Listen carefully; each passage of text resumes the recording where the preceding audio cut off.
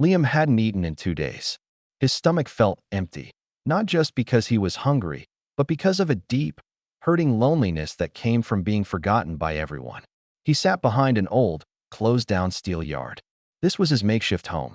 He pulled his knees to his chest, trying to stay warm under an old tarp that flapped in the cold wind. He was 14 years old. No parents.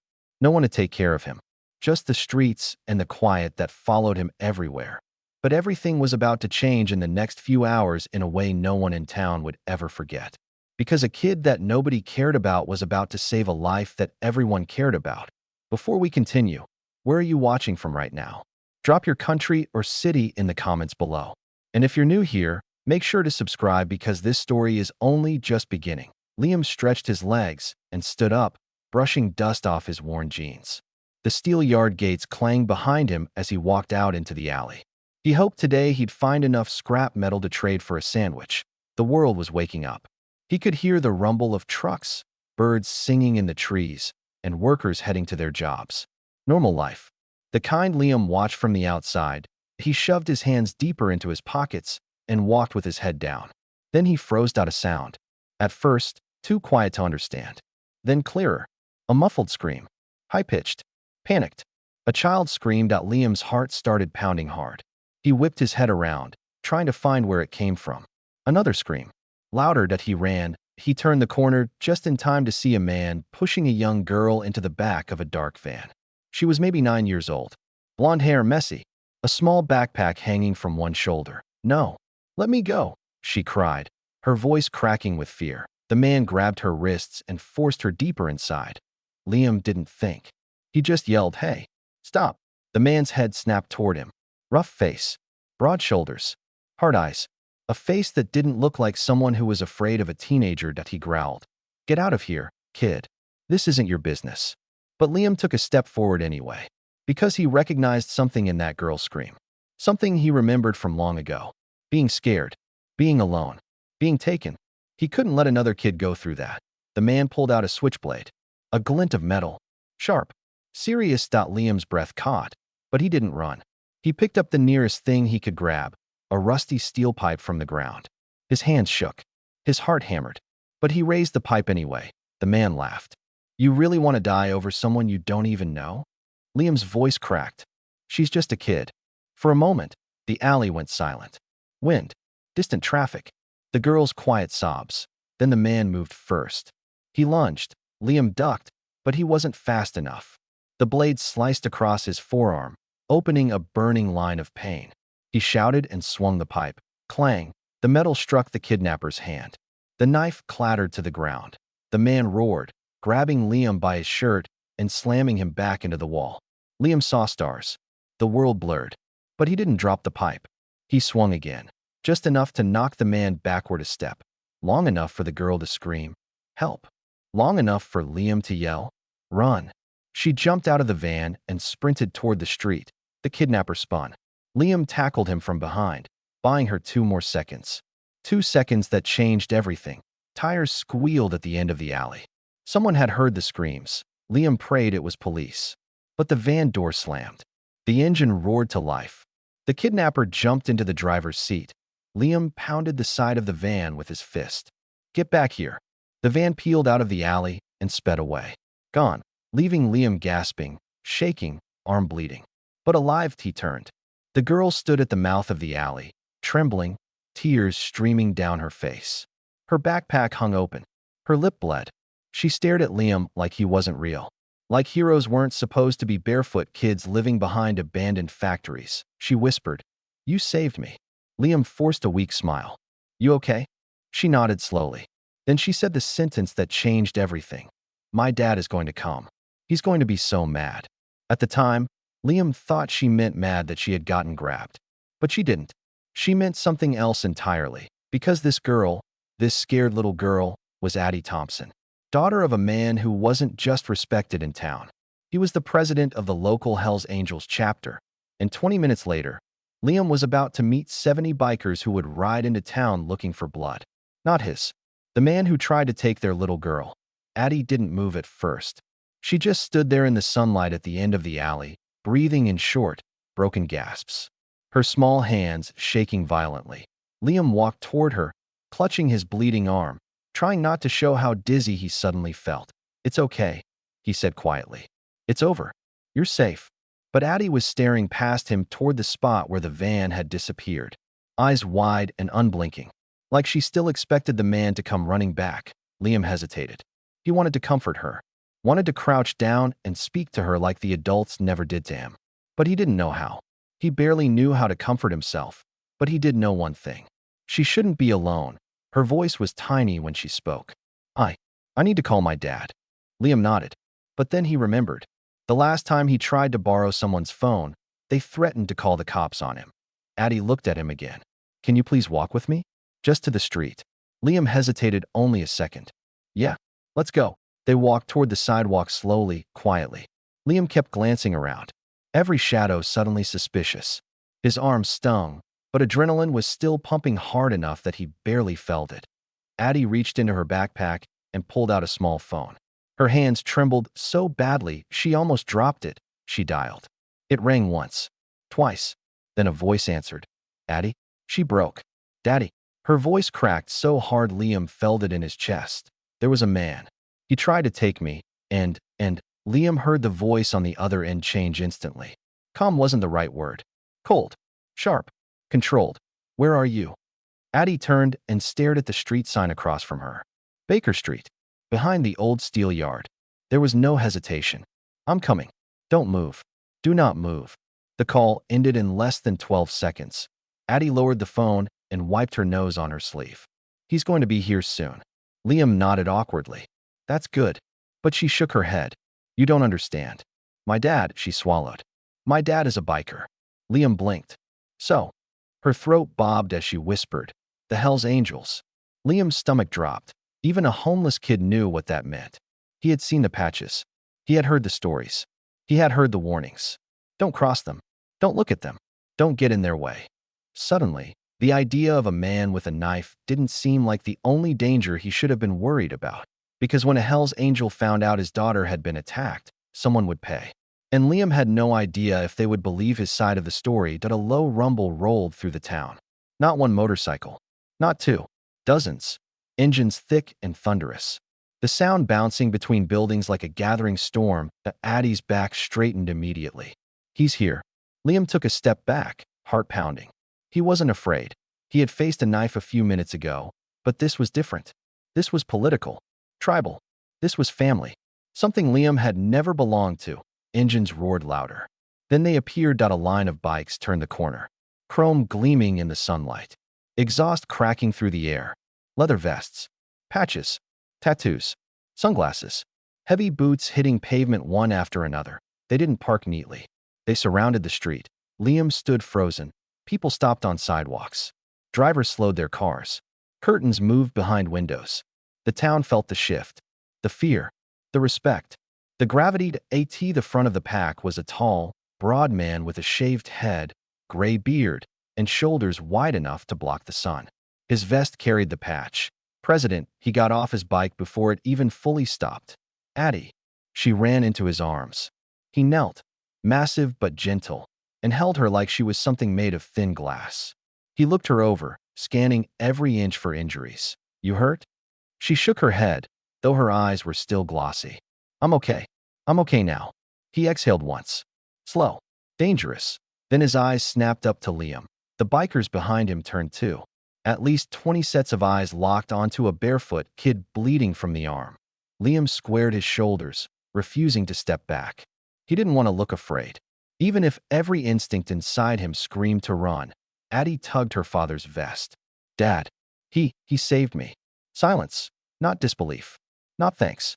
Just calculation. The president stood up slowly and walked toward Liam. Boots striking pavement with weight and intention, Liam stood tall. Not because he wasn't scared, but because Addie was watching. The man stopped inches away. He was close enough that Liam could smell leather, motor oil, and road. Name? Liam. No last name. Just like the man expected, the president's eyes swept over the bleeding cut. "Who did it?" Addie answered before Liam could. "He had a knife. He shoved me into a van." Liam stopped him. The president looked back down at Liam. "You wanted a grown man with a blade, and you didn't run?" Liam didn't break eye contact. She was alone. It wasn't bravado. It was just truth. The president stared at him for a long, quiet moment. Then he nodded once. A biker behind him exploded with anger.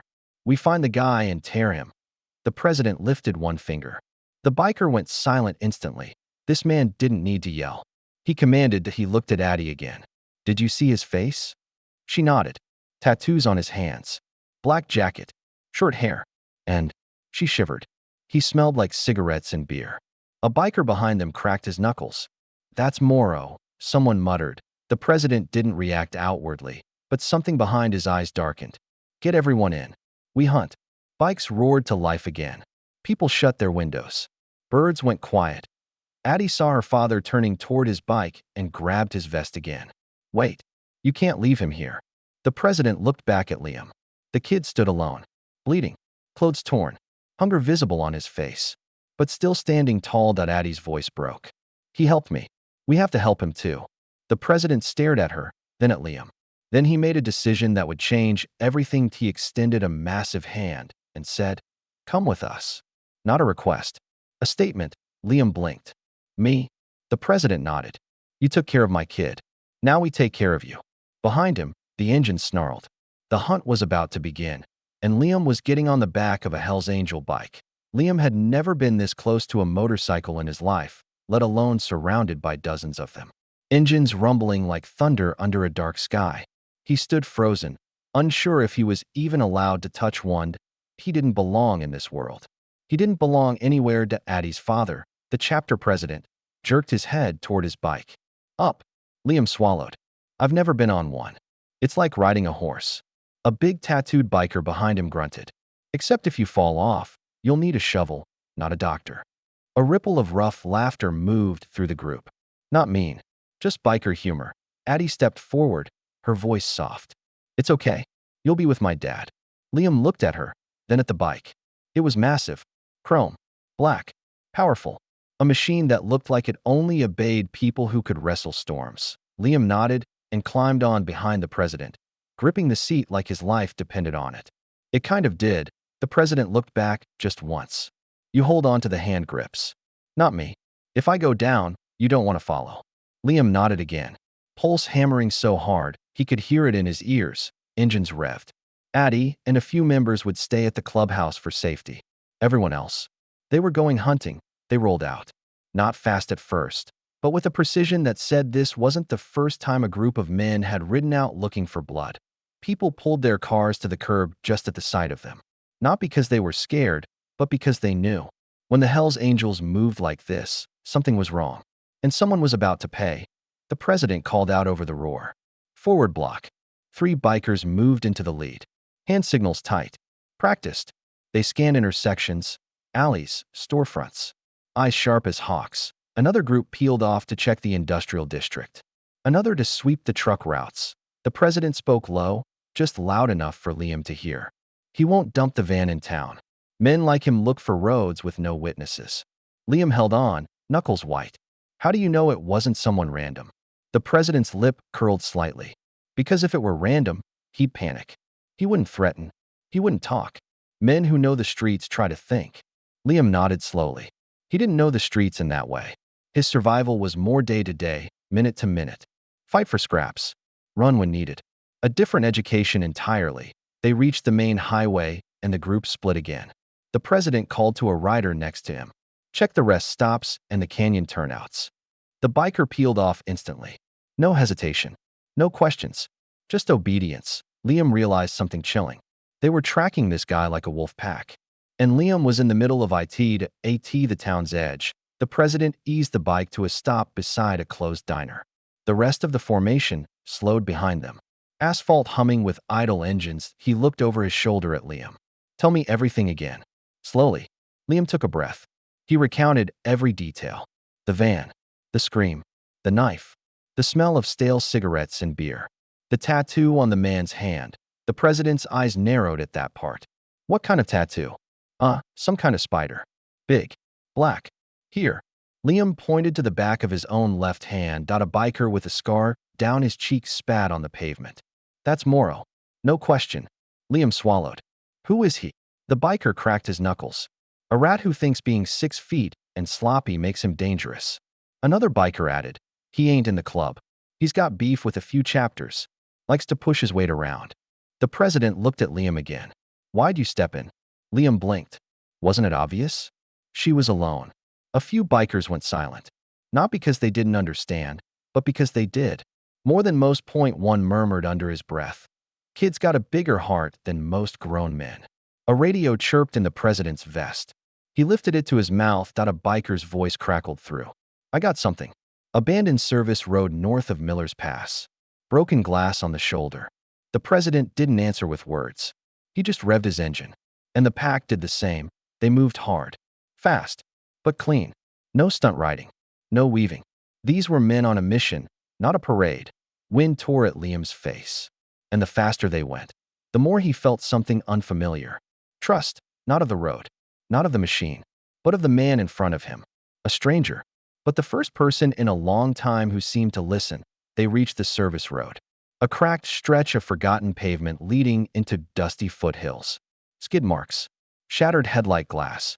Tire treads leading off the main road. A biker knelt, pressed his palm into the dirt, then nodded. Fresh. Couple hours tops. The president swung off his bike. Liam followed shakily. You sure this is him?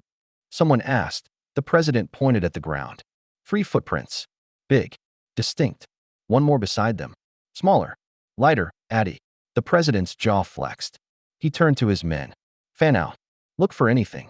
He might have dumped the van and moved on foot. The bikers scattered like trained scouts. Liam looked around. Heat shimmered off asphalt. The wind carried the distant hum of semis miles away. Somewhere out here, that man was still free, and Liam felt anger start to burn in his stomach. Not fear. Not dread. Anger, because the girl he saved, she wasn't like him. She had someone coming. Someone who would fight. Someone who cared. The president walked back to Liam. You did good. Liam blinked. No one had told him that in years. Maybe ever, the president added. Out here, most people look the other way. You didn't. Liam looked down at his torn shoes. I just didn't want her to get taken. The president stared at him for a moment. Then he placed one heavy hand on Liam's shoulder. You're riding with us until this is finished. Liam swallowed. But I'm just a nobody. The president shook his head once. Not today. From the trail beyond the brush, a shout rang out. We got the van. Engines roared to life. The hunt had turned into a chase, and Liam was right in the middle of it. The bikes tore down the cracked access road in a tight formation. Engines thundering off the canyon walls. Dust whipped into the air behind them, turning the late afternoon sunlight into a haze of grit and gold. Liam held on as the president leaned the bike into the turn, tires skidding slightly on loose gravel. The other angels followed with practiced precision. No wobbling. No panic. No fear. These weren't men who rode bikes. They commanded them. Up ahead, 3 riders had parked in a V formation around something half-hidden in dead brush. The van. Beat up. Black paint scratched. Passenger door hanging open. Liam felt his heartbeat jump into his throat. They'd found it. The president killed the engine and motioned for everyone to spread out. Within seconds, the angels were searching the area. Some checking tracks. Others circling the van. One looking for prints in the dust. The president approached the vehicle and Liam followed slowly, still shaky from the adrenaline. A biker with hatchet stitched on his vest crouched near the cracked headlight. He bailed in a hurry. Glass is still popping from heat. Another spoke from inside the van. No sign of the kid. She wasn't in here long. Liam felt a wave of relief hit him. At least Addie hadn't been kept in that place. The president checked the rear. Any plates? Hatchet shook his head. Scratched off. Amateur job. Another biker snorted. That's Morrow. Dumb as a bag of wrenches. The president turned his head. Don't underestimate stupid. Stupid is dangerous. He stood straight and shouted to the group. He went on foot. Fan out and track. The angels moved. Fast. Silent. Efficient. No yelling. No chaos. No confusion. These men had searched for people before. Liam stood by the open van door, staring inside. A roll of duct tape. A greasy rag. A crushed beer can. Every item made his stomach tighten. He imagined Addie alone in that van. Scared. Helpless. A flash of memory stabbed through him. A younger version of himself. Crying in the back of a car he never wanted to remember again. He swallowed hard. The president noticed. You holding up? Liam nodded, though his voice wasn't steady. I'm fine. The president didn't push. Men who lived in the dark could recognize another who'd been there too. A shout cut through the air. Footprints. Every biker moved toward the voice. Liam hurried with the president, heart hammering that a sandy patch of ground in the shade of a scrub tree showed deep, heavy prints heading toward the rock ridge. But beside them, something else. Smaller prints. Smaller strides. Someone had been running. Liam's eyes narrowed. He wasn't alone. The president scanned the tracks. Then he took someone to hide with. Maybe a witness. Maybe leverage. Liam's chest tightened. Another kid. Could be. This wasn't just about Addie anymore. The man might already be hunting another victim. The president grabbed his radio. All units. Priority change. This is now a double life situation. We track hard. We track fast. Static. Then biker voices confirmed from every direction. The Hells Angels were now in full pursuit. A biker with a shaved head knelt and touched the prince. Deep heel strike. Heavy. He's carrying weight. Maybe 40 pounds. The president's jaw clenched. He's got a child. Liam felt the world tilt. His pulse spiked. He remembered how terrified Addie had looked. And she'd had help. Whoever this new kid was, they were alone. Dragged up a ridge by a predator. No one coming. Except now, a biker army. They began climbing the rocky hillside. Boots hammering on sandstone. Gravel crunching under heavy soles. Liam scrambled after them, trying to keep up. Rocks sliding under his worn sneakers. Hatchet called out. Slow your breathing, kid. Short steps. Uphill will kill your lungs if you rush. Liam adjusted, focusing on steady rhythm. The president watched him from the corner of his eye. You've climbed worse, haven't you? Liam didn't answer. He didn't need to. A man who lives without walls learns to move through the world differently. They reached a ridge overlook. Below, on the other side, lay an old drainage tunnel. Concrete. Mossy. Dark. Fresh footprints led straight into the opening. Hatchet clenched his teeth. That's a choke point. Only one way in or out. Perfect for a kidnapper. Dangerous for anyone following. The president signaled silently. 2 bikers flanked left. 2 flanked right. 2 circled around the ridge. Liam watched in awe. They were boxing the man in. He'd never seen organization like it. Not even from police. The president turned to Liam. You stay behind me. But I can, behind me. The president repeated, voice low but firm. I'm not losing another kid today. Another. The word lingered in the air. He wasn't just reacting with biker anger. He was reacting with memory. Pain. History. Liam wondered what story sat behind that word. But now wasn't the time to ask. The bikers moved toward the tunnel entrance. Slowed their steps. Drew weapons. Not guns. Not yet. Crowbars. Knives. Steel batons. Things meant to break bones without echoing a gunshot through a canyon. Inside, the tunnel was pitch black. Silent. Too silent. The president stepped in first. Voice deep and echoing. Morrow. Silence. Morrow. Listen carefully. You come out on your feet, or we drag you out in pieces. Makes no difference to us. Still nothing. Liam stood behind him, trying to slow his breathing. Eyes straining to adjust to the dark. Then a sound. Soft. Muffled. A kid's cry. The president reacted instantly. Go. The angels flooded the tunnel. Boots hammering. Lights flashing on. Blades ready. Liam ran with them, heart in his throat. Adrenaline surging. In the darkness ahead, a shadow moved. A man's voice barked. Back off, or I'll.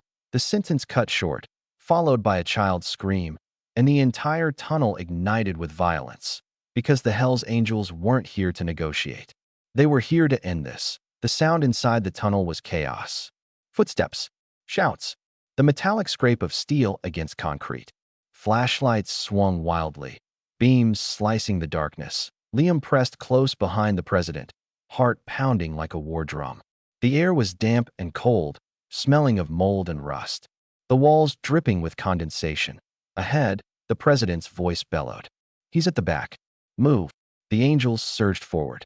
The kidnapper, cornered. A biker's flashlight beam hit the scene first. A scruffy, dirty man, Morrow, had a small boy clamped in one filthy arm. The other holding a rusted switchblade to the child's throat. The kid couldn't have been older than 7. Tear-streaked face. Hands bound. Legs shaking. Morrow screamed, voice cracking. Nobody move, or he's dead. The angels froze in formation, not out of fear, but calculation. These men had seen hostage situations before. They didn't rush. They didn't shout. They let the president speak. He took one slow step forward. "Morrow, you hurt that kid." His voice dropped to a deadly whisper. "And I won't leave enough of you to fill a sandwich bag." Morrow laughed, wild and desperate. "You think I'm scared of you biker freaks? The cops wouldn't even come after me." "They didn't," the president replied. "We did." One of the bikers muttered under his breath. "He thinks that's an upgrade." Another snorted softly. "This won't take long." As Liam stared at the scene, his chest tightened. The dim tunnel. A kid frozen in fear. A grown man with a weapon. It wasn't just this moment. He'd seen this before. He'd lived something too close to it to ever forget. His vision blurred for a second. He heard a different voice. A different scream. A different night. He blinked hard and forced the memory away. This wasn't about him now. This was about the child in front of them. He clenched his fists.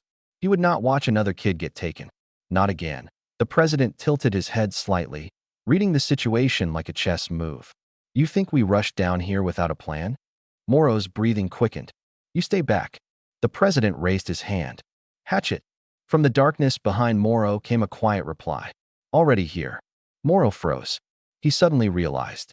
The Hell's Angels weren't just in front of him. They'd flanked the tunnel. He was surrounded. Hatchet's gravelly voice came from inches behind Morrow's ear. "You move that knife 1 inch, and I break every finger holding it." Morrow jerked, twisting in blind panic. And that was the last mistake he made. The president shouted, "Take him." Hatchet's arm shot forward. One clean, brutal movement. The knife flicked out of Morrow's hand, clattering across the concrete. The same instant, a second biker grabbed the child and rolled him to safety. And then the tunnel exploded with fists in a wasted motion. No hesitation. No mercy. Morrow was hit high, low side, ribs, stomach, jaw. Each strike a lesson in pain and precision. He dropped to his knees. The president stepped forward and delivered one last body shot that folded the man like wet cardboard. He collapsed face first on the concrete. Unconscious, silence rushed in after the violence. Then a child sobbed. The president immediately knelt by the kid, checking him for injuries.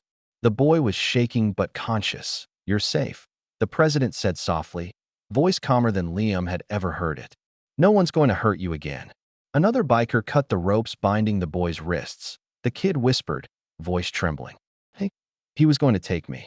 He said no one would look." A biker with a scarred cheek answered gently, "He was wrong." Liam stepped forward, eyes soft. "What's your name?" The boy sniffed. "Carson." "Carson." 5 letters that shouldn't have been fighting for survival in a tunnel. Liam swallowed the knot in his throat. "You did good, Carson. Real good." Carson looked up at him, confused. You're with them?" Liam half smiled. "I guess so." The boy stared. "You don't look scary like them." One biker laughed. "Oh, trust me. He will." The tension broke for a moment. Even the president's lips twitched in the faintest smile. Behind them, Morrow groaned, starting to regain consciousness. The president's expression turned stone cold. He stood, walked over, and stared down at the man responsible for 2 terrified children. But he didn't speak. He didn't have to. Every angel in that tunnel knew. This wasn't over. Morrow wasn't leaving on his feet. Not after what he'd done. The president cracked his knuckles slowly. Morrow's eyes fluttered open. And the last thing he saw was the shadow of the man he should never have crossed. Morrow's eyes snapped open just in time to realize he'd made the worst mistake of his life.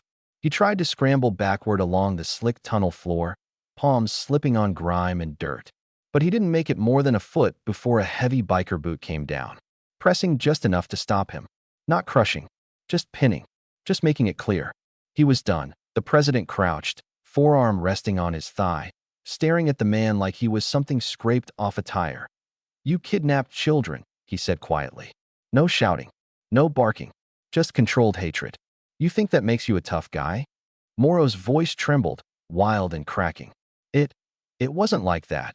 Before he could finish, Hatchet leaned in from the side and growled, "It's exactly like that." Another biker added, "Kidnapping anyone is bad. But kids? You're lucky we aren't burying you in this tunnel." Morrow swallowed hard. He believed them. Because these weren't guys who made empty threats. These were men who followed through. Every time. Liam stood a few feet back, breathing hard. He wasn't part of the violence, but he could feel the weight of it. The history, the fury, the righteousness, and a part of him, a dark, honest part, understood it. Because deep down, if someone had done this to him as a kid, or to someone he cared about, he wasn't sure he'd be the forgiving type either. He watched the president straighten. "What do we do with him?" one of the bikers asked. Some answered immediately. "Break his legs. Drop him in the river. Leave him here, chained to the wall, until someone finds him." All were said with absolute seriousness. Because this wasn't a gang. This was a code. And someone had broken it. Then Liam did something even he didn't expect. He stepped between Morrow and the president. Not aggressively. Just enough to be seen. The bikers tensed. The president's eyes narrowed a little. "What are you doing, Liam?" Liam swallowed. His voice shook, but he spoke anyway. "He deserves to pay. I get that. But," he nodded toward Carson, who was being comforted by two angels across the tunnel. "That kid needs more than revenge right now." A slow silence fell over the tunnel. One biker muttered, "He's not wrong." Another grunted, "Kid's got a point." The president held Liam's gaze, face unreadable. Then he exhaled slowly. "Fine." He looked down at Morrow. "But you're going to jail. And you better pray someone gets to you before we do." Morrow whimpered. One biker leaned down and whispered into Morrow's ear, "They won't." Two angels grabbed Morrow by the arms and dragged him through the tunnel like a sack of trash. Carson watched, wide-eyed and silent. Liam crouched down in front of him. "You okay?" Carson nodded, voice tiny. "You saved me." Liam shook his head. "They did." Carson looked at him again, studying his face. "No. You came for me first." Liam froze for a second, throat tightening. This time, he didn't fight the emotion. "Yeah," he whispered. "Someone once told me nobody deserves to be alone." Carson nodded and wiped his nose with his sleeve. Liam stood and turned to the president, who was watching the exchange without expression. "What now?" Liam asked. The president jerked his head toward the tunnel exit. "Now we go topside and hope nobody gets in our way." They reached the ladder leading up into daylight. But just as the first biker started to climb, the sound hit them. Engines. Car doors. Radios. Uniforms. Someone whispered, "Oh, hell." Another biker grunted. "Looks like Morrow called the cops before we caught him." The president's jaw clenched. Up above, muffled voices drifted down. "Perimeter secure. Guns ready. Awaiting order." This wasn't a greeting party. This was a standoff waiting to happen. Liam's heart thudded. "What do we do?" The president rubbed a hand down his beard, thinking fast. "We go up slow. No sudden movements. And no one says a word unless I say so." Hatchet snorted. "Well, that's going to be tough." One by one, the angels climbed the ladder and came up into the field above the tunnel. Liam came up right behind the president, and the moment his head cleared the surface, he froze, because standing in front of them were 12 squad cars. Dozens of armed officers. SWAT vests. Spotlights. Cameras. Reporters. And right at the front, the mayor. The same mayor who had been on the news 2 nights ago promising to deal with the biker problem once and for all. Liam whispered under his breath, "Oh, this is bad." The president stepped forward, arms crossed. The mayor smiled like a man posing for a headline. Well, he said smugly. "The Hell's Angels crawling out of a hole. How fitting." Hatchet muttered, "Say the word, boss. I'll put him back in one." The president ignored him and looked the mayor dead in the eye. "We just rescued a kidnapped kid." The mayor didn't even blink. "Is that your story?" "It's the truth." The mayor turned to the cameras. "And this," he shouted, pointing dramatically, "is exactly why this town needs stronger police leadership. Criminals acting like heroes while the real justice system is undermined." Gasps. Whispers. Flashes. Liam stared, stunned. He had known corruption was bad, but he hadn't expected someone to flip the script this fast. Carson peeked up from behind a biker, small and scared. Liam whispered, "They're trying to bury the truth." The president nodded once. "We're not letting that happen." He stepped forward, tilted his head slightly, and said, cold and quiet, "Mayor, you picked the wrong day to lie." The mayor stood front and center. Chin lifted, chest puffed. Every camera pointed at him. To him, this wasn't a crime scene. It was a stage, one he intended to own, but the president wasn't backing down. Not tonight.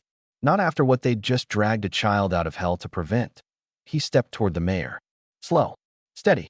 Boots grinding gravel. A police captain instinctively moved between them, hand hovering over his holster. The president didn't even blink. "Relax," he said calmly. "If I wanted him hurt, I would have sent somebody else." Murmurs rippled through the officers. The mayor's smile twitched for just a moment. But Liam saw it. A crack in the armor, cameras rolling. Reporters leaned in. Microphones thrust forward. The red recording lights glowing like bloodshot eyes. A reporter shouted, "Mr. Mayor, did the Hells Angels interfere in an active investigation?" "Yes," he said, projecting loud enough for every mic to catch it. "These criminals took matters into their own hands and endangered an ongoing police operation." Liam stared. He felt a burning, choking disbelief rise in his chest. Interfered. Endangered, they'd saved a child. While the mayor's own departments were still drawing up plans, the president tilted his head. "You missing something?" he growled. The mayor didn't turn. He didn't need to. He had cameras. Power. Officers at his back. Or so he thought. Before the president could answer, Liam stepped forward. He didn't plan it. He didn't rehearse it. He just couldn't stay quiet anymore. "He's lying." Every camera swung toward him. The mayor's smile froze. "Excuse me," he said sharply. Liam took another step, adrenaline shoving his fear down into his shoes. "We found the kid first, not the police. And if we hadn't gone in there, he'd still be tied up in a tunnel with a knife to his throat." A reporter snapped, "You have proof of that?" Liam didn't answer, because another voice did. A tiny one. Carson stepped out from behind Hatchet, eyes red from crying, but his voice clear. "They saved me." Gasps rippled across the press line. One reporter lowered her mic and whispered, "Oh my God." The mayor paled for the briefest fraction of a second. But then he reassembled his mask. "Well," he said loudly, "children can be easily frightened and confused. His statement isn't reliable." Hatchet's knuckles popped loudly. "He just called the kid a liar," one biker muttered. Another answered, "That's brave. Stupid, but brave." The president lifted a hand, a silent command to hold. "Not yet." The mayor stepped closer to Liam, staring down his nose at him. "You're homeless," he sneered quietly. "No family. No witnesses. No one will believe your version." That did it. The temperature in the air changed. The angels weren't just angry now. They were dangerous. One biker whispered, "He doesn't get to talk to the kid like that." Another, "Boss, say the word." Still, the president didn't move. Liam didn't back down either. He looked the mayor dead in the eyes. "Maybe you're right. Maybe I don't have a family." Then he glanced back at the wall of bikers behind him. "But I'm not alone. Not tonight. Maybe not ever again." The mayor waved at the police captain. "Arrest them." A few officers hesitated, not out of fear, but confusion. Even they hadn't expected that order. One officer finally spoke. "On what charge, sir?" The mayor snapped. "Interference. Vigilantism. Take them into custody." The captain swallowed. If they moved on the angels here, it could turn into a riot. Then he said the one sentence that froze everything. "Sir, what about the kidnapper?" Silence. No reporters. No shouts. Just the wind across the grass. The mayor blinked. "The kidnapper?" The captain pointed to the two officers dragging Morrow up from the tunnel, hands zip-tied behind him, face bruised and swollen. "We need to book him." The mayor looked at the cameras. He couldn't praise the angels. Not politically. Not publicly. So he tried to play both sides. He spread his hands and shouted, "Book them all. We'll sort it out downtown." That was it. The president finally spoke. "You're making a big mistake." The mayor grinned. "No, I'm taking my town back."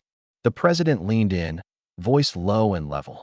"No, you're going to lose it." Weapons weren't drawn, but hands hovered. Police on one side, Hell's Angels on the other.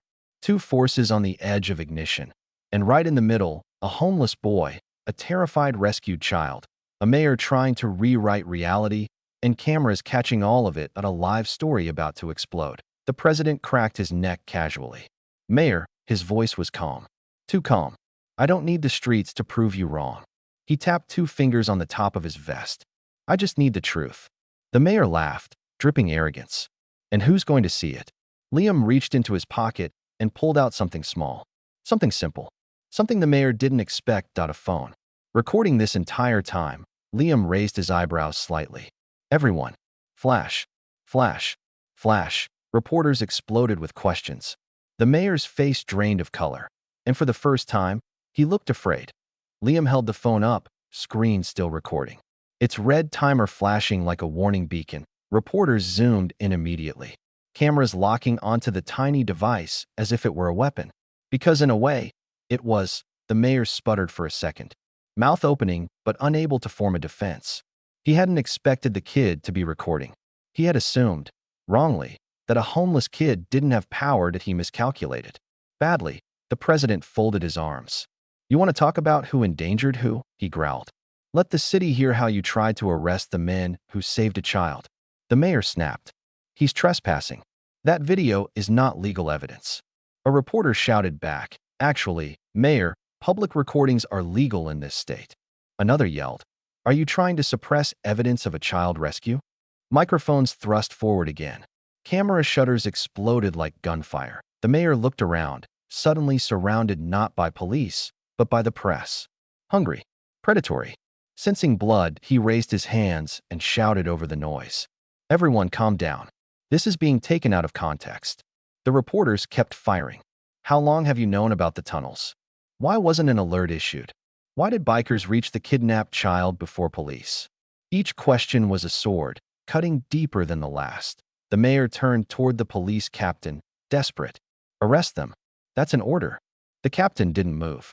Instead, he glanced down at Carson, still trembling, still red-eyed, still clutching his cut ropes in tiny hands. The captain exhaled through his nose, then said the words that changed the direction of the night. "Sir, I'm not arresting the men who rescued a child while our department was securing a parking lot." Gasp shot through the press line. The mayor froze. "You're refusing a direct order?" The captain squared his shoulders. "Sir, I'm following the law." And the other officers slowly, one by one, shifted their stance. Not aggressive, but neutral. They were no longer pointing at the bikers. They were waiting to see what came next. The mayor's carefully rehearsed political mask shattered. He pointed at Liam and shouted. He manipulated the situation. "He's lying." Liam didn't have to answer. Carson stepped forward. Just one tiny boy speaking in front of dozens of cameras. "He saved me." Nothing could cut deeper than that. The press fell silent. Even the mayor went still. Carson took a shaky breath. "Mr. Mayor," I screamed and screamed. Nobody came. Not until they did. Tears started rolling again, but he kept talking. "They found me. They cut me loose. They got me away." He swallowed. "You weren't there." The wind seemed to stop moving. Even the angels shifted quietly, some clearing their throats, others staring away so they didn't show emotion on camera. Hatchet muttered under his breath, "Kids got more backbone than half this field." The mayor sucked in a breath and tried one final tactic. "If you don't arrest them, then I will." He stepped toward the president and reached to grab his vest. He never should have done that, because the president didn't even touch him. He just leaned in and whispered, low enough that only the nearby cameras caught it. "Touching a biker without consent is assault." The mayor froze, and every reporter on the line, every single one, caught the mayor's hand halfway to the president's vest. A perfect screenshot, a perfect headline, a perfect scandal. The mayor jerked his hand back like he'd touched a stove. But it was already too late. The court of public opinion had seen enough. The president finally addressed the cameras himself. He spoke calmly, plainly, not a politician, not a rehearsed performer, just a man telling the truth. "We're not heroes," he said. "We're not saints. We're bikers. But when a kid was in danger..." He looked at Carson. "We didn't wait for paperwork." Reporters scribbled furiously. The president nodded toward the mayor. "Some people wait for perfect lighting before they act. Some people only move when a camera turns on." A few reporters almost choked trying not to laugh. "And some men," the president finished, "move because kids don't have time to wait." Silence. Then one reporter started clapping. Then another. And another. And within seconds, the press line was applauding. Not the mayor. Not the institution. The rescuers. The angels. The mayor turned beet red. He whispered, teeth clenched, "You'll regret this." The president smirked. "That's tomorrow's problem." He nodded toward the bikers holding Morrow. "Take him in." One officer stepped forward, no hesitation this time, and took custody of the kidnapper. Not the angels, not Liam, not the press, just the criminal. The mayor watched his entire narrative collapse right in front of him. Liam finally exhaled. His legs felt weak. His heart hammered from the adrenaline. The president walked up beside him and gave a small nod. "Nice work." Liam swallowed. "You're not mad I recorded?" The president stared at him, then said simply, "I'm glad someone did." Hatchet slapped Liam on the back so hard, he almost folded in half.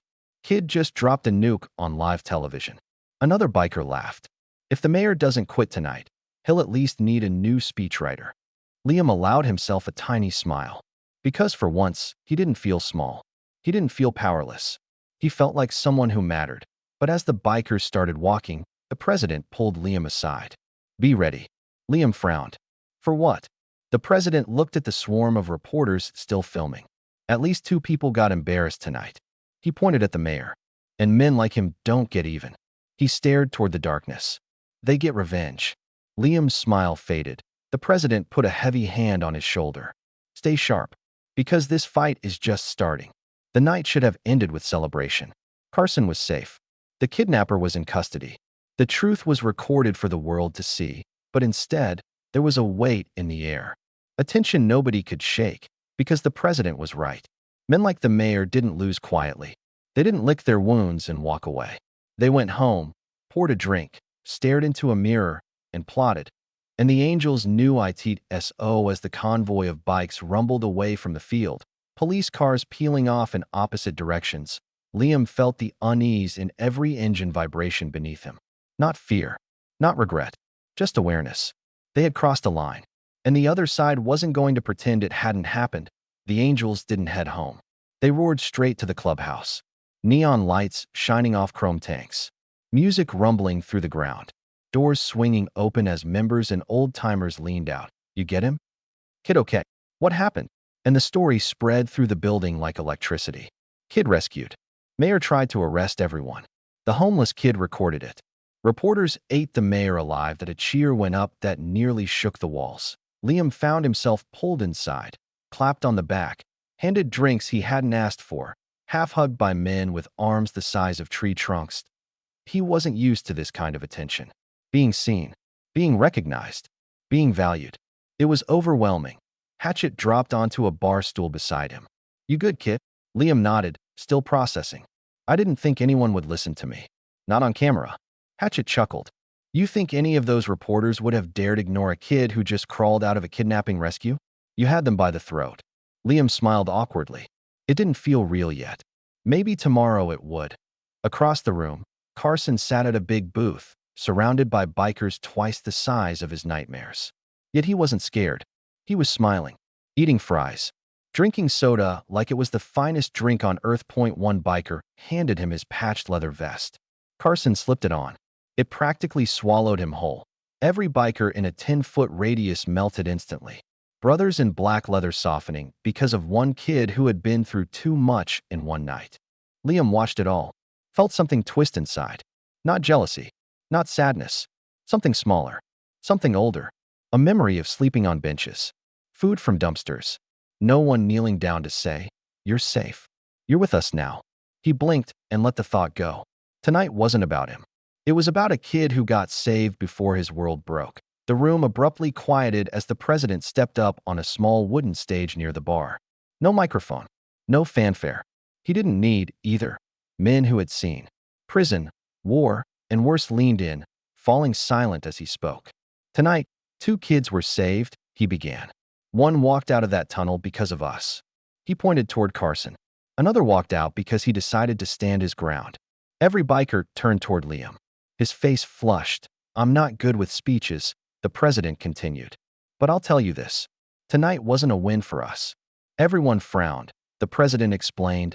"It was a warning. We embarrassed a man who has money, power, and no conscience." Hatchet muttered. "Mayor's probably throwing furniture right now." A few chuckles broke the tension. "But understand this," the president went on. "Tomorrow he'll want payback. Not justice. Not accountability." His voice hardened. Revenge. A quiet settled over the room again. Not fear. Preparation. These were men who lived their lives expecting storms. They didn't run from them. They tuned their engines. The rumble of another engine outside cut through the atmosphere. Conversation stopped. Hands instinctively drifted near holsters, pockets, belts. The door opened. A moment of tension, then relief. It wasn't SWAT. It wasn't lawyers. It was the police captain. Still in uniform. Still in duty boots. But noticeably alone. The clubhouse parted for him. He walked straight to the president, paused, then extended his hand. The president took it. The captain swallowed. I can't stay long. If City Hall finds out I'm here, I'll be done by morning. Hatchet shrugged. We'll find you a security job. The captain almost smiled. There's something you need to know. The mayor already called a private meeting with the city council. Your names came up. So did Liam's. Liam stiffened. Mine. The captain nodded. He wants to discredit you. Paint you as unstable. Dangerous. Part of the gang. He's hiring a PR firm to bury the truth under headlines about outlaw biker interference. Hatchet rolled his eyes. Man just watched the internet turn on him and still thinks he can fight it with press releases. But the captain wasn't done. He also sent someone to Morrow's cell. The room went dead silent. Liam's stomach dropped. Someone? He whispered. The captain nodded again. 2 suits. No badges. They met with him for 10 minutes. Why? Liam asked. The captain hesitated, then answered. To change the narrative. The president's jaw clenched. They're going to try to flip him. Make him claim we assaulted him or forced a false confession. Bingo, the captain said. If that happens, Carson becomes a confused child, manipulated by bikers. The mayor becomes the champion of the law again. A biker slammed his fist on a table. That bastard kidnapped a kid. And nobody saw it except you. The captain replied quietly. No body cams. No squad footage. No police presence. Liam felt sick. Everything they did, everything they risked, could be turned upside down in a single press release. The president didn't shout. He didn't swear. He looked around the room slowly and said one sentence. Then we need proof. Hatchet nudged Liam. Kid, looks like you're up again. Liam blinked. Me?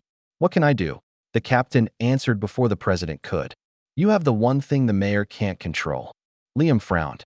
What's that? The captain pointed at him. Your story. You uploaded that recording online. Liam nodded. Well, by sunrise, the city will either be standing behind you or trying to destroy you. Hatchet grinned. Either way, real biker move. A ripple of laughter eased the tension again. But Liam didn't laugh. He knew this wasn't a joke. He finally had something to lose. The president placed a hand on his shoulder. Get some rest. Tomorrow we fight differently. Liam nodded. He turned toward a small side room where someone had already set up blankets and a pillow for him. He stopped in the doorway and looked back. Dozens of men, dangerous, loud, hard-edged, watched him without mockery, without annoyance, but with respect. He swallowed, voice soft. Good night. Hatchet called out, Hey, kid.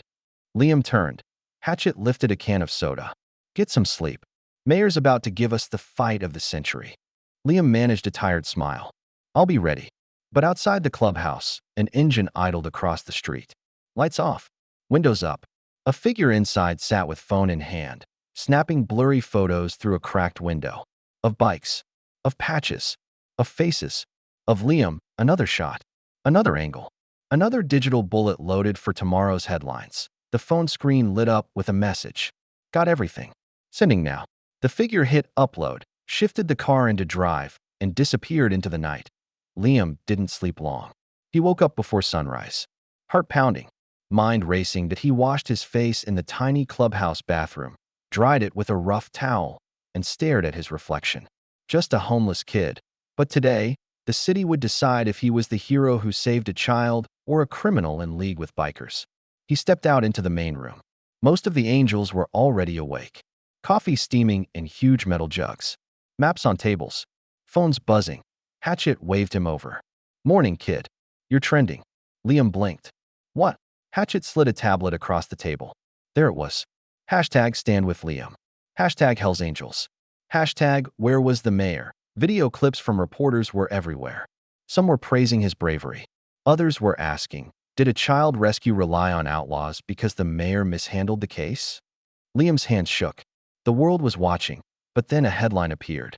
A big one. Bold letters. Front page of a major local news site. Kidnapper claims biker club assaulted him. Says kids were never in danger. Liam went pale. Hatchet slammed his fist on the table. That didn't take long. Liam read the article. Statements from the suspect's lawyer. Paid for by someone with money, obviously. Claims that Carson was with a family friend. The Hells Angels stormed in violently. Liam fabricated the story under coaching. Disgusting lies, but powerful ones. Within minutes, social media was divided. People arguing online. Some headlines defending Carson. Others labeling the Angels criminals. The president stepped in, calm as ever. This is exactly what we expected. He looked at Liam. Time for the other plan. The Angels didn't ride out mob style. Only 3 went. The president, Hatchet, Liam. They rode in a black pickup instead of bikes. No intimidation. No flash. Just professionalism. Downtown, reporters were already setting up on courthouse steps, ready for the mayor's morning press statement. But the president led Liam to a different podium across the plaza. No press permission. No city invitation. Just raw truth. And cameras waiting for a better story. A reporter recognized Liam. There he is. The boy who filmed the mayor. Suddenly mics. Cameras.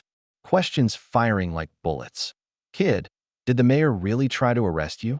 Were the Angels threatening the police? Did the kidnapper actually panic and flee? The president raised a hand. Silence fell. He stepped aside and whispered, Liam, tell them. Not as a witness. Liam swallowed. As the victim.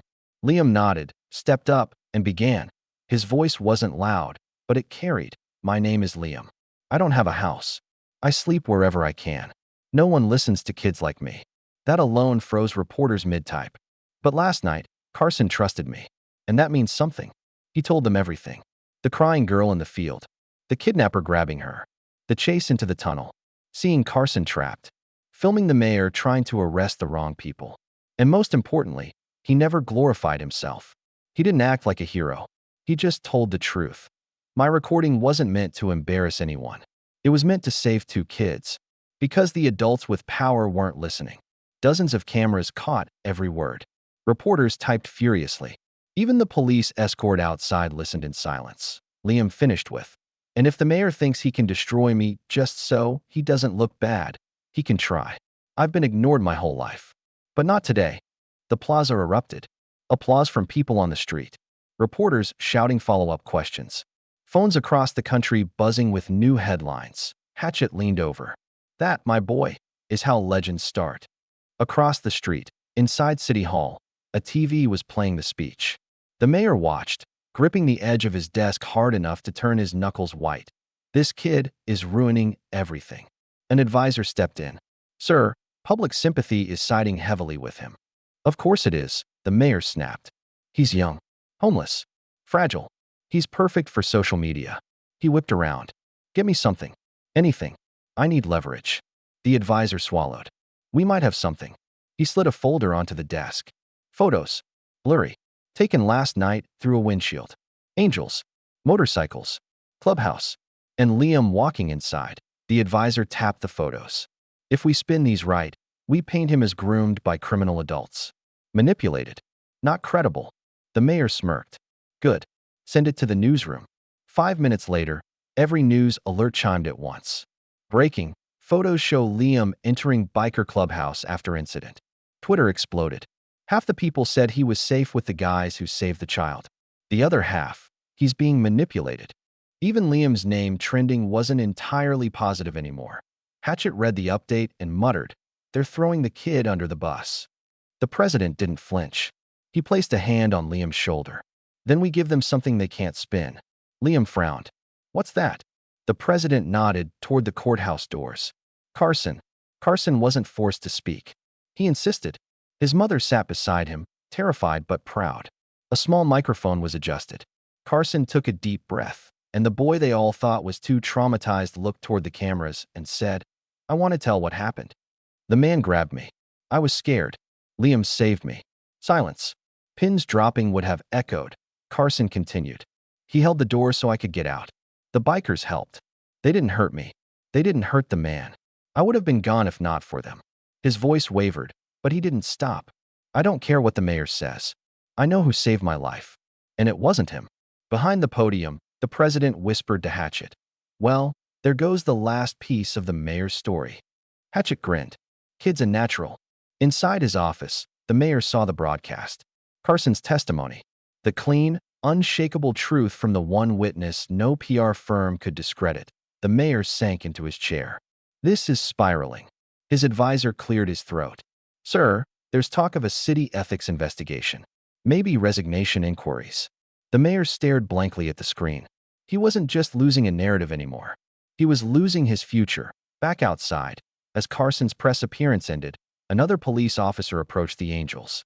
A stern-looking woman in uniform. She didn't greet the president or Hatchet or Liam.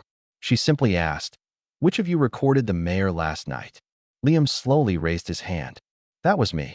She handed him a legal envelope. "For you." Liam opened it.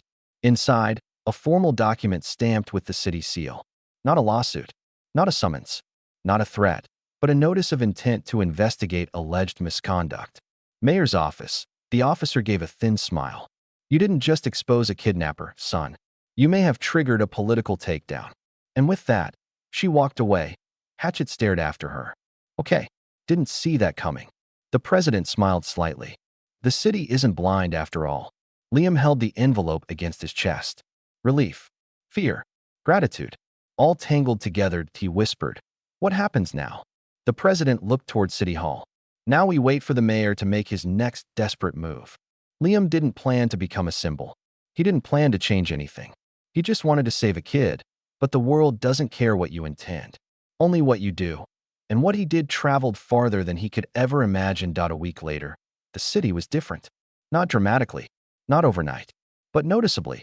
People held conversations at coffee shops. Mothers discussed safety measures. Men on lunch breaks talked about corruption at City Hall. Liam walked through it all. Hood pulled up, backpack over his shoulder. Still not used to being recognized, that he passed a bus stop. Two teenagers looked at him, eyes widening. "Dude, that's him." Liam pretended he didn't hear. But then one of them stood up. "Hey, we saw what you did. Respect, man." Liam froze. Not mockery, not pity. Respect. He nodded awkwardly. Thanks." He kept walking, but something in his chest felt warm. Strange. Nude guy in the courthouse. The investigation into the mayor was well underway. Whistleblowers stepped forward. Emails emerged. Phone calls leaked. Turns out, the kidnapping wasn't connected to the mayor. But the cover-up attempt absolutely was. The newspaper headline read, "City government misused authority. Child's life made second priority." A direct slap to the mayor. He gave a public statement. Face stiff. Voice controlled. "Mistakes were made. I take full responsibility." But everyone knew he was only sorry he got caught. Pressure mounted from every angle. Council members, public forums, parents, police officers, even business owners who feared reputation blowback. Within days, he resigned. Not fired, not arrested, but forced out by public confidence lost. Liam read the news on Hatchet's phone. He didn't cheer. He didn't smirk. He just stared down at the screen and whispered, "I didn't mean for it to go that far." Hatchet nodded. "I know." Then he leaned down. But sometimes the truth isn't gentle. It does what soft voices can't. 2 days after the resignation, Liam received a message from the courthouse, stamped with official lettering. He assumed it was bad news. A summons, a demand, a correction, something stressful, but inside was a handwritten note from the judge. Short, careful, elegant script. "Not many adults stand up the way you did. Change rarely comes from the top. It comes from those who refuse to stay quiet." Liam sat on the clubhouse couch, staring at the card for a long time. A tear fell before he even realized it. He wiped his face quickly. Hatchet pretended not to notice. Good bikers know when not to pry. Carson had nightmares for the first few days. Waking up crying, shaking, calling out for his mom. But having someone to talk to helped. Specifically Liam. They sat together on the back steps of Carson's apartment nearly every afternoon. Carson spoke quietly. "What if it happens again?" Liam looked out over the parking lot, thinking, "It won't. And if something ever tries to, you'll be ready." Carson swallowed. "How did you get brave?" Liam chuckled softly. "I didn't. I was terrified." Carson blinked. "You were?" "Oh yeah." Courage isn't the absence of fear. He sat up a little straighter. It's doing the right thing while fear is screaming in your ear. Carson nodded slowly, and for the first time in days, smiled. One evening, a man in a city windbreaker showed up at the clubhouse. The Angels tensed, but he raised both hands calmly. "Relax. I'm not here on official business." Hatchet crossed his arms. "Then what are you here for?" The man looked at Liam. "We heard you spoke at the courthouse." The counsel was impressed, and he pulled a small envelope from his coat pocket. Handed it over. Liam opened it. Inside was a formal letter. "We'd like to offer you a scholarship to the City Youth Development Program." Housing included. Liam just stared. Housing. A bed. A stable place to stay. Something he hadn't had in a long time. Hatchet grinned. Well, I'll be damned. The president clapped a heavy, approving hand on Liam's shoulder. You earned that. Liam didn't know whether to laugh or cry. He settled for something in between. I don't know what to say. The council rep smiled. Just keep being the kid who did the right thing when it mattered. When the city official left, the clubhouse went quiet. The president turned to Liam. You know, some of us patched in because we had nowhere to go. Some because it was the only place we felt seen. Liam looked up. But you? The president smiled gently.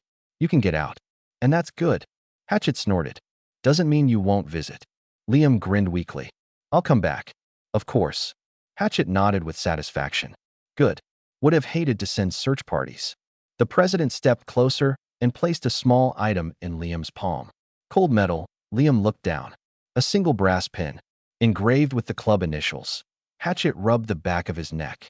It's not membership, but it's respect, the president finished.